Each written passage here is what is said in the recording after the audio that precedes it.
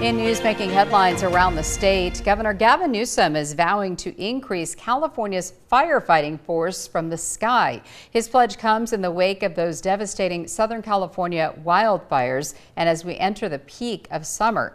At McClellan Air Park near Sacramento this afternoon, Newsom announced the arrival of 2 new Sikorsky Firehawk helicopters capable of fighting fires at night. Specifically, the choppers are equipped with special night vision technology and can carry nearly 3 times as much water as older helicopters. The state already has 14 of these helicopters, but with the latest addition, Newsom says California now has the largest Sikorsky Firehawk helicopter fleet of its kind in the world.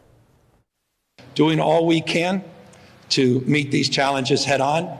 And all we can to keep people safe as we move to the peak of wildfire season here in the state. The Newsom administration says the new helicopters are already in use and ready to fight fires statewide.